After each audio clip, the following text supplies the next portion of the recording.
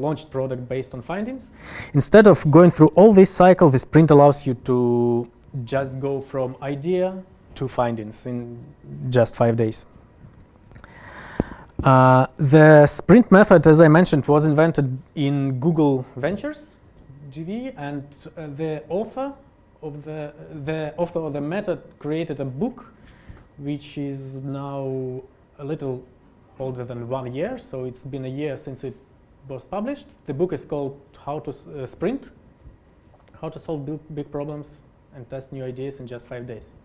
So if you're interested in the method, you can check it out. So what are the main ideas behind the sprint? This was the set of ideas that this guy, Jake Knapp, and his team who were working in Google Ventures and were dealing with a lot of startups, a lot of typical problems that startups face when they build something and test something. So he had some conclusions from observations, observing these startup teams. The first one is that people work much more efficiently under heavy constraints. In the case of the sprint, it's deadline. Other constraints can be budget and not enough human resources and so on, but the sprint focuses on the time constraints. So you have to have a working prototype tested in just 5 days. And usually you invite people to, as testers, you invite 5 people. You start inviting them on Monday, so there is no chance you will, there is no option for you to fail because you need to build something by the end of Thursday to test something on Friday. Another main, one of the main ideas behind the sprint method is that as a result of the sprint, you always get specific results, meaning the prototype of a real product. Sometimes, so when people compare sprint method to brainstorming, for example, so one of the big drawbacks of the brainstorming method is that it usually results in a bunch of very abstract ideas. You have, when you have this team brainstorming session, you usually have a bunch of ideas and no idea of how to implement this, this or that idea, and you have no idea of how people would react to any of those ideas. So the result is pretty abstract. In case of the design sprint, the result is something very tangible, something everyone can see and judge and try to interact with. So real prototype that can be tested. And also one of the findings Jake Knapp had is that multidisciplinary teams work much more efficiently than teams consistent only of developers or only of designers. So team is run by the sprint is run by a team that includes people from all different areas of the expertise. Usually the team includes designers, but it's not, I wouldn't say it's 100% necessary. Technical people, sales, managers, financial experts. So everyone who can contribute different views from different angles. It's much more efficiently than just product team working on a product, as it usually happens in day-to-day work, like outside the sprint mode. So how the sprint is structured? As I mentioned, it's 5 days. On the first day, on Monday, you define a problem and you select a goal. On Tuesday, you prepare some solution sketches, and on Wednesday, you select the best solution out of the solutions you prepared on Tuesday. On Thursday, you build a realistic prototype of one solution or a combination of several solutions selected on Wednesday, and on Friday, you test with real users. But before jumping to the sprint structure in more detail, let's talk about the preparation, how we are setting the stage for the sprint. It starts with picking a challenge. One big, the main rule for the challenge you should be selecting for the sprint is that the method should be used to solve big problems. It doesn't make sense to solve minor problems that can be worked on on a like general day-to-day workflow, because the sprint is very resource-consuming effort, because you take 5 or 8 people from your team for 5 full days. They put aside all their current tasks, so it's always, first of all, it's always difficult to convince people to join the team, because everyone has their deadlines, everyone has things to do. So the method should be used when you are working on your most important problems, something that is the most important thing for your product, for your team right now. It usually includes like situation where you have high stakes, like you have a budget and you have only one shot. You cannot experiment forever. You need to come up with a working product using this budget. And you don't have budget for experiments. It is used when you don't have enough time, again, to experiment forever. And sometimes it's used when you are just plain stuck and you have your data, you have your current product, and you don't know what to do next.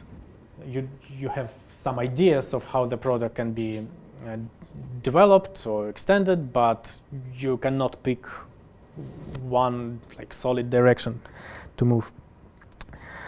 I've listed a couple of sprints or a couple of problems that for our sprints in Jobbatical.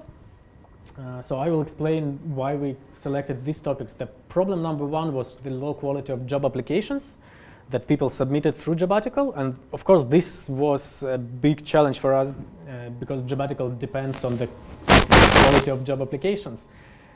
Because when employers who publish their jobs on Jobbatical receive a bunch of bad applications, don't receive good candidates, they will not prolong their campaigns, they will not publish with us again. So this is a very critical business thing for us, to get really good applicants and really good applications. And the second problem was the low conversion from checking out job details to actual application. So a lot of people we are not hiding anything. So all the information about jobs, about job details, about the companies is publicly available. So we needed to find a way to actually convert better from checking out the details of the application to first to sign up and then to the actual application. Participants, the sprint team is usually 7 to 8 people. It doesn't make sense to make the team less than 5 people, because we need various perspectives from various professional backgrounds. And when it's more than 8, then it becomes a mess. It's very difficult to keep track of time and to keep everyone organized. So it's from 5 to 10 people. One condition is maximum diversity of backgrounds and experiences, as I already explained, because different backgrounds bring different angles of the view on the problem you're solving. And 2 key roles for the sprint. At the very beginning of the sprint, we usually select decider, the person who will be making all the final decisions about about everything, basically, because one of the main points of the sprint is to avoid unnecessary conversation, to use the time effectively. So one key role is the decider, who will be eliminating all the team arguments and making having a final say on everything. And the facilitator role, just someone who keeps track of time and tells everyone what to do next. And then you will need to prepare some sprint supplies. You will use a lot during the sprint. Some sticky notes, markers, post-it notes, timers, and some healthy snacks. Okay, so let's jump to Monday. On Monday, you define your problem and you select a goal of the sprint. I will show you this is just a photo of our goal and main sprint questions we had in one of our recent sprints. So how do we define a sprint goal? This is a question, like when you gather there in this room, your sprint team gathers on Monday, you discuss the question of why are we doing this project. Of course, before the sprint starts, you have some formula of a challenge that you will be working on. So everyone pretty much understands the area for this sprint, but now you need to define a goal that can be specific and that everyone can agree with. And the definition of the goal is usually done by thinking and discussing in a team the question of first why we are doing this, and second what are we trying to achieve in the long term. Where do we want this project or this product to be in 6 months, in a year, in 5 years from now. So this was the example of one of our sprint goals. We wanted to get more good applications, and the measure of good applications were the applications that result in actual interviews. Then what we do is we list the main sprint questions. It's 10 to 15 sprint questions. And the way to do it is to ask yourself and ask your team and discuss in a team how could we fail. So what can go wrong when we try to achieve this long-term goal. And we turn the answers to this question about how can we fail, we turn them into questions. So these are the examples of some of, again, our sprint questions. For example, what can motivate talent to apply with Jobbatical and not directly on company website, right? Because we need applications and talent, if the talent can see all the public information about the job on Jobbatical, why they would apply through Jobbatical instead of just going to a company website and applying from there. And so we asked ourselves, how could we fail? And the failure, like one of our ideas of failure is that talent will not want to apply through Jobbatical. So this is how we turned this answer into question. Or another question was, what keeps good candidates from applying for international jobs? We've seen a lot of situations when very good, experienced candidates were hesitating to apply for a job they really liked because it was located not in their country but somewhere overseas. So we needed to find the reasons for, main reasons for candidates not to apply and to try to eliminate these reasons or to reduce this fear. So basically what sprint questions are, these are the questions you are trying to get answers for with your prototype and with your Friday test with real people. So in our test we could include the interview, our interview included the questions that were related to these fears of international job applications and so on. So sprint questions. Next, what we do is we create a map of our product, or not the whole product, but the piece of the product we are building or trying to build in this sprint. It usually is a simple flowchart. In our case, it was a little bit more complicated. We start with the main actors or roles or users, if it's a digital product, and we go through the usual scenario of how people use our product. In our case, how do people apply for international jobs? And then during the next days of the sprint, we could update this map if we made any decisions of how we want to change this process. What happens then is that we interview experts. Experts mean people from outside sprint team, like other people who know a lot about the specific parts of this product. For example, we had to interview our head of talent because she knew firsthand about the problems that companies face when hiring and talents face when they are being interviewed. some other like experts can include people who people from your team, even sometimes from the sprint team itself, people who do the job related to this challenge you are solving with the sprint.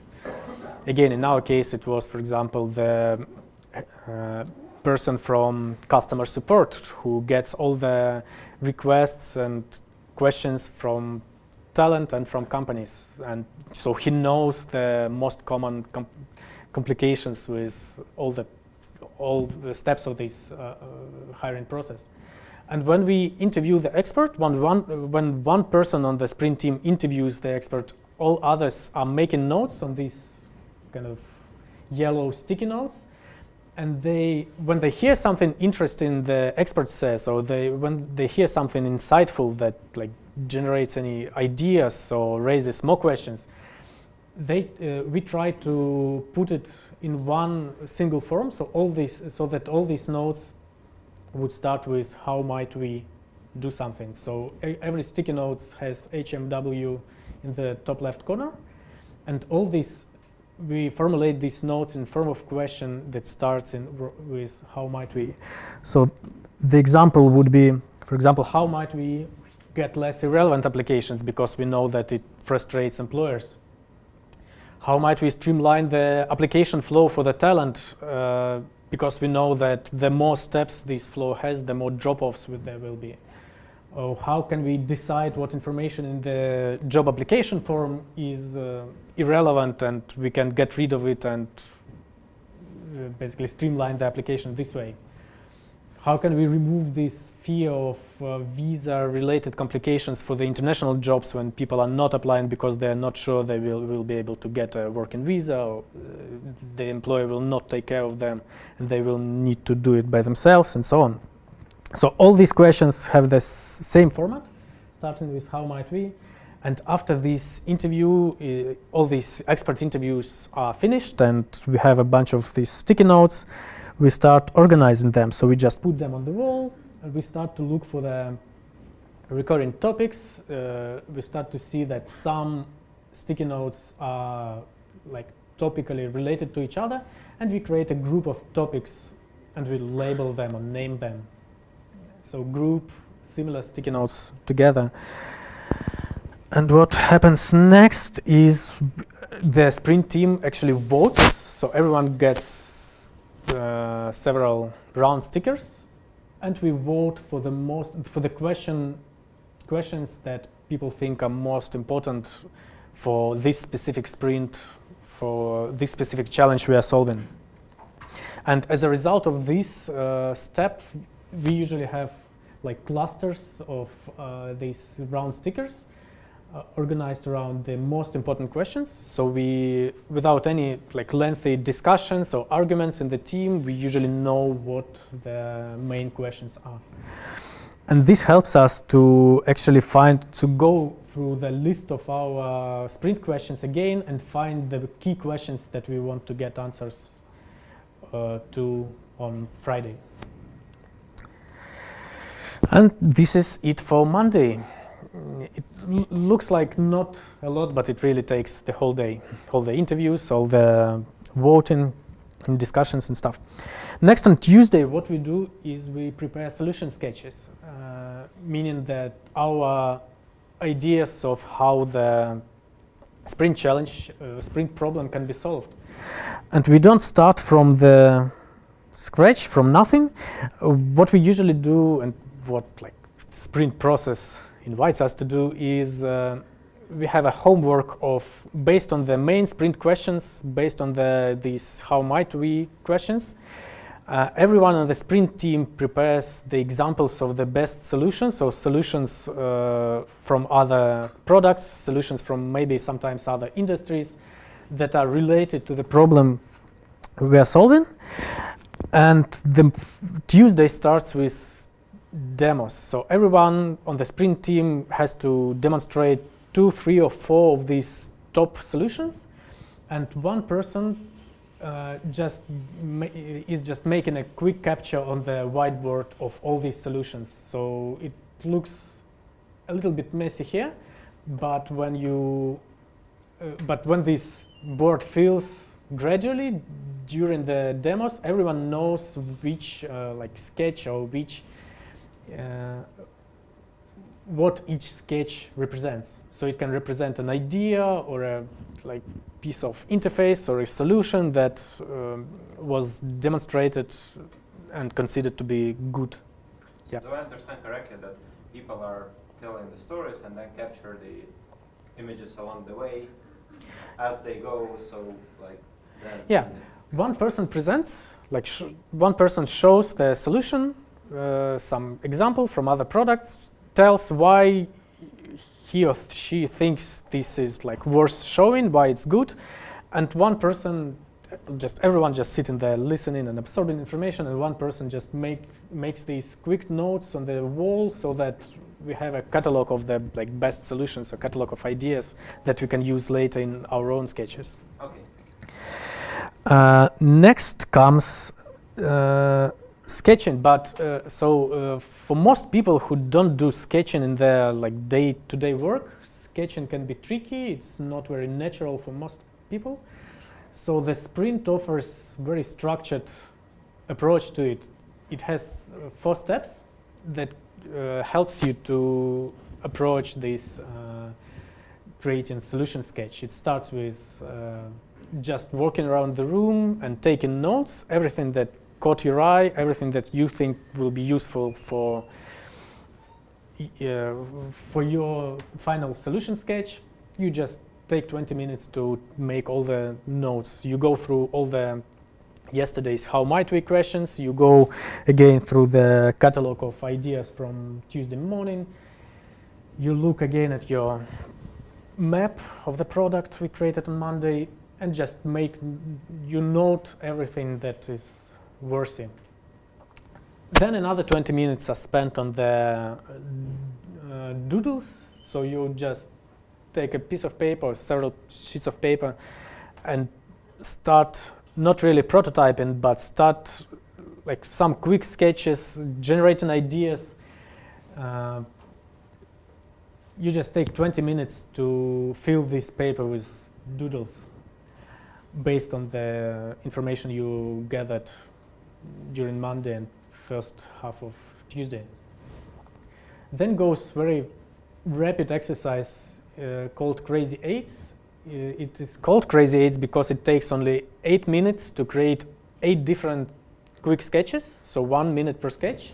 And the idea here is to take one of the solutions you are thinking about, you've been thinking about maybe during this ideation stage, previous one, and try to, in 8 minutes, try to come up with 8 variations of your top idea, so that you don't get stuck or don't become very much in love with one specific idea or one specific like visualization of idea, but you try to very rapidly in these 8 minutes think about 8 different ways this idea can work or can be represented and can be designed or prototyped. All 3 first steps are just for you, so no one will see your notes, no one will see your doodles or Crazy 8s. These are just for you to warm up and to prepare for the final thing for the day, which is solution sketch. So it usually takes from 2 to 4 hours to prepare the final solution sketch. Everyone works on their own. They, again, you take several sheets of paper. Usually it's 3 or 4 because the idea here is to prototype the solution. But in most cases, solution is what you are designing is not just one screen. You are designing some user scenario or you are designing a flow. So you will need several sheets of paper to represent the flow. And after this is done, so this is how it looks on Wednesday morning, because when the Tuesday is finished, everyone just leaves and the facilitator prepares for Wednesday by creating this art gallery out of the solution sketches from different people. They are anonymous, they can be numbered just for easier discussion, and we just put them on the wall one after one, and we have this wall filled with several different solutions for the sprint challenge. And we return on Wednesday morning to start selecting the best solutions. How this is done? Oh, this is me. So on Wednesday morning, we start going through all these solutions first silently without any discussions, and the idea of the format of these solution sketches is that, like, one main condition is that they should be obvious, they should be self-explanatory enough for people to just take a look at them and understand how they work. If some things are not clear enough from the sketches, the person who prototypes it can put little sticky notes with explanations, but not too much. But the idea here is to give everyone the understanding of how your sketch works without any explanations, at least at first. So we go through all these solution sketches, and we discuss them one by one. But before discussion, we do voting. We distribute several these round stickers again, and everyone puts these stickers on the pieces of solution sketches that they found most interesting or most useful. And you can, if you don't understand something, if you have any questions, you don't ask them aloud. You just put this put it on the note and stick this note under the prototype to be able to discuss later. When the voting is done, we go through all these solutions one by one and discuss it. Okay. And so basically what happens is that decider, after all the voting is done, after all the discussions are finished, after the authors of these prototypes revealed themselves and explained to everyone what they meant and how this did everyone understand correctly what they meant with this prototype and how it should work, the decider makes a final decision.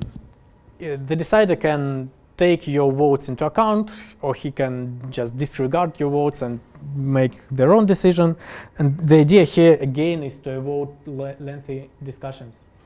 So this is voting is done. This is how the prototype looks after the voting is done, and you can see clusters of these round stickers at the most interesting parts that probably will go into the final prototype.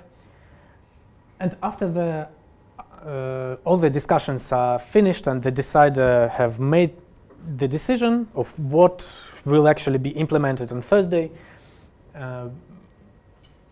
there are two kinds of situations. The first one is one solution sketch is the obvious winner and can just be implemented as it is. More often there is no obvious winner, but there are some solutions from different sketches that can be combined into one combined solution. So what we do next on Wednesday is the user test scenario. We create this structure that we gradually fill with the steps that we want to take users on during our test on Friday. Some of these steps already have will be like on some of these steps our prototype pieces of the solution sketch will be used. Some of these steps will be designed from scratch. But the idea here is to get the user journey, full user journey from the first contact with your product or with your tool or service, and to the final step that when the task you want the user to accomplish during the tests is accomplished. And this is when we go to Thursday. On Thursday we build a realistic prototype. Each team, depending on who is on the team, what the background, experience, tools people use. Depending on that, you can use either professional tools like Sketch or Origami or InVision. Sometimes people use PowerPoint presentation to test the product, like mocked in a presentation mode with the testers.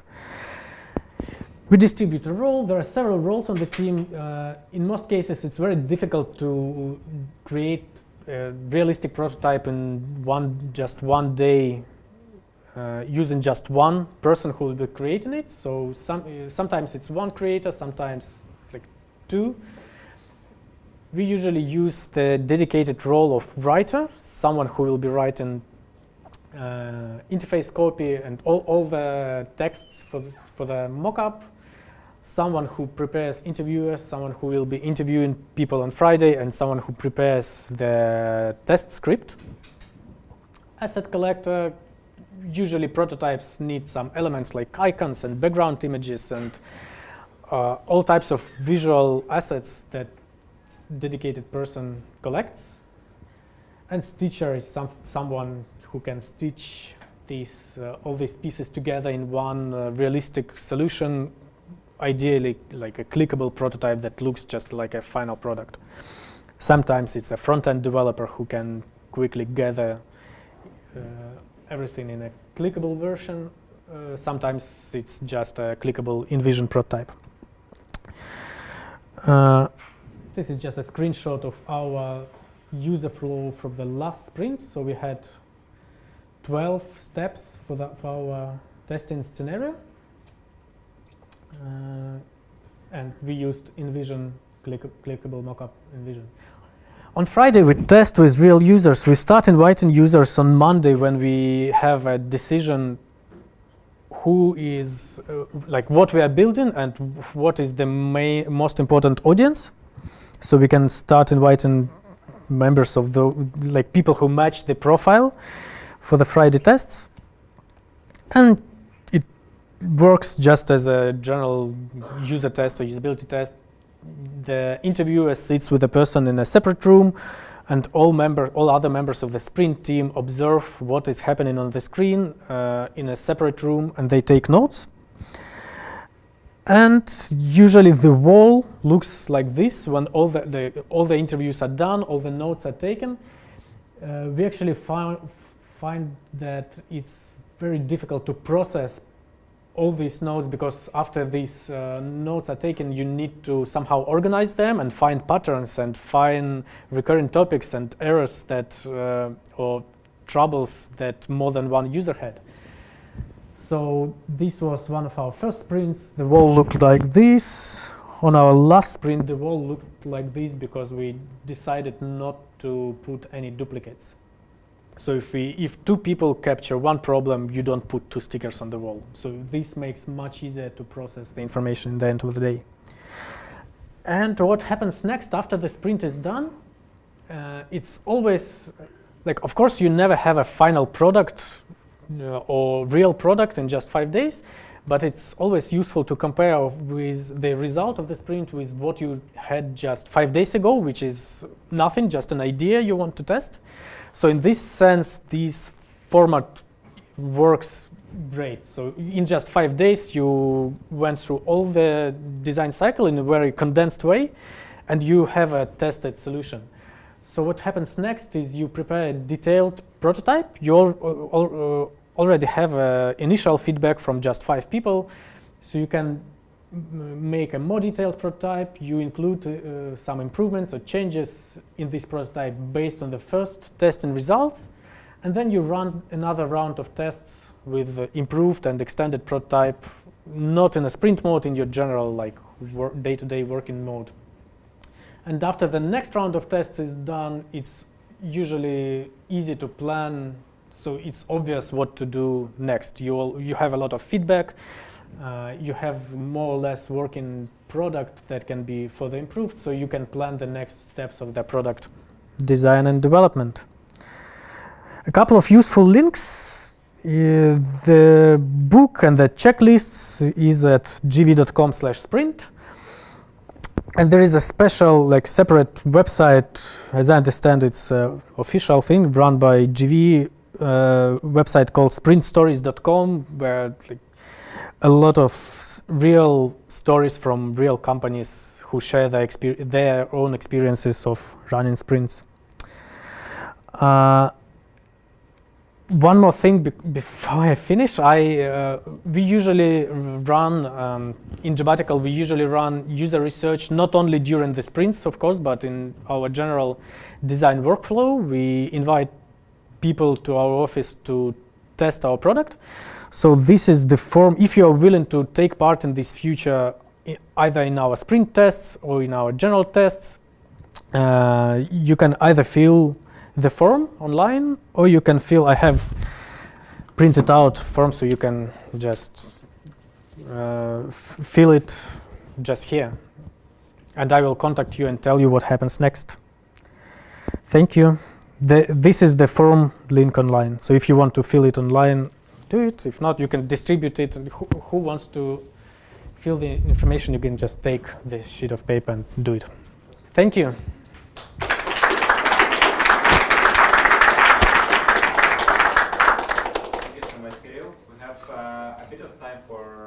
Answer session, so if anybody have any questions, so go ahead.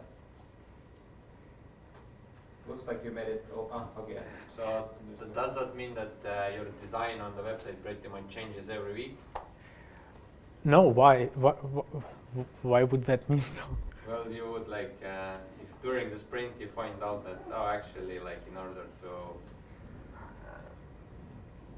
get more users filling the application, we would like have more description here or less description here, and then you actually start moving the elements, or like.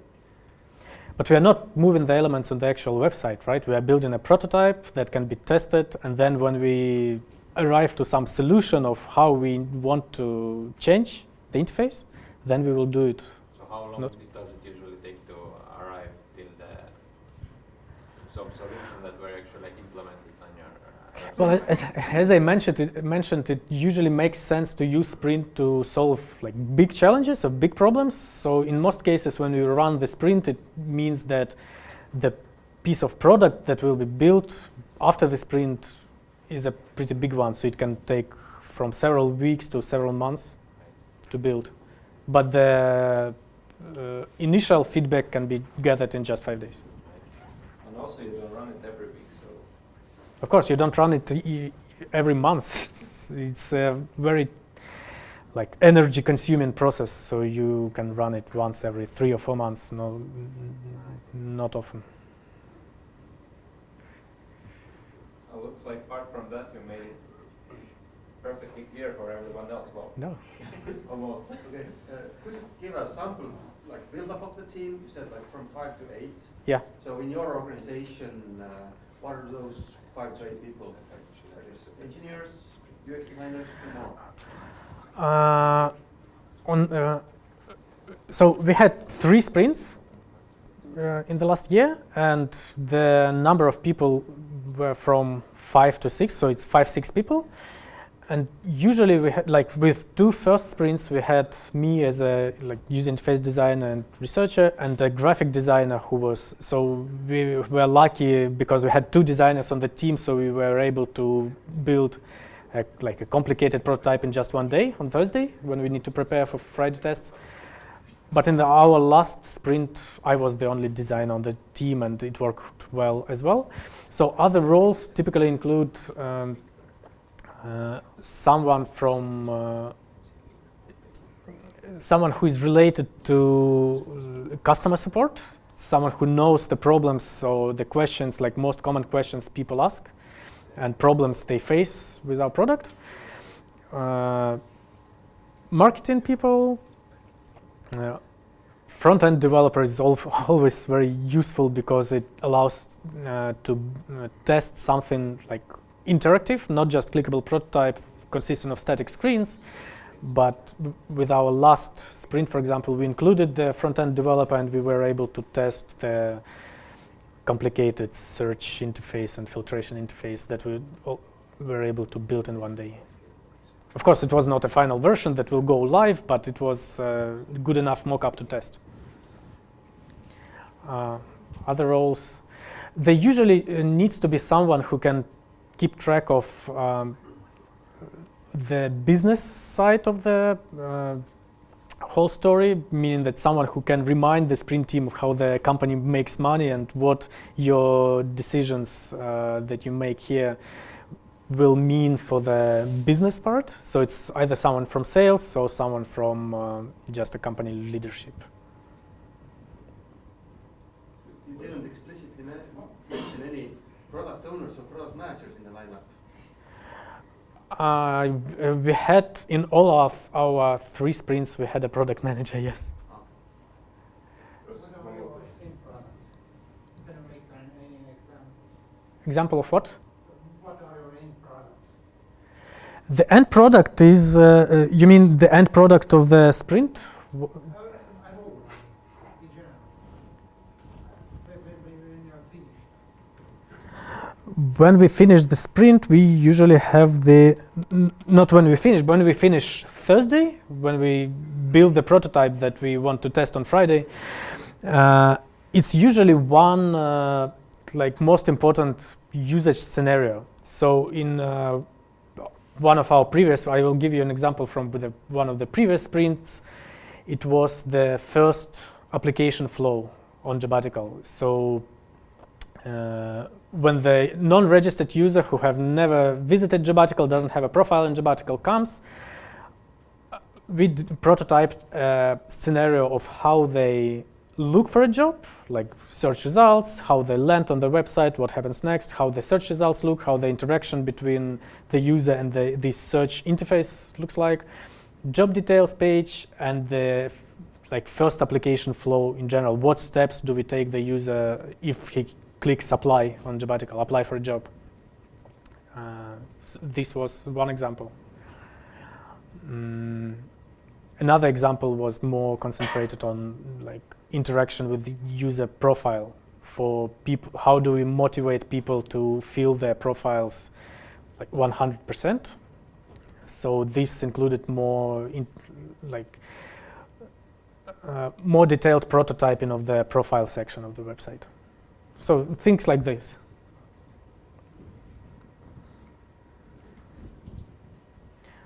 Okay. Well, yeah. What did you use before this sprint? Some different process?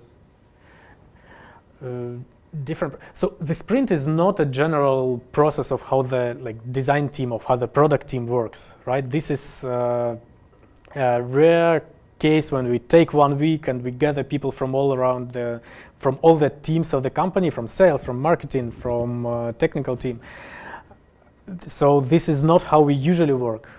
I think I need to make it clear. So we didn't change anything with regards to our general process.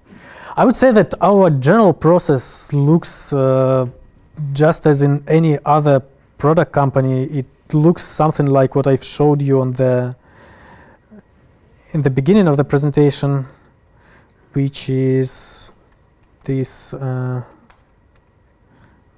just a general design process. When you understand your audience, you do some initial research, you ideate, you prototype, you test prototypes. When you have a good enough prototype, you launch it, you see how people use what you've launched. So it's a general design process. But the sprint allows to condense all this stuff in just 5 days.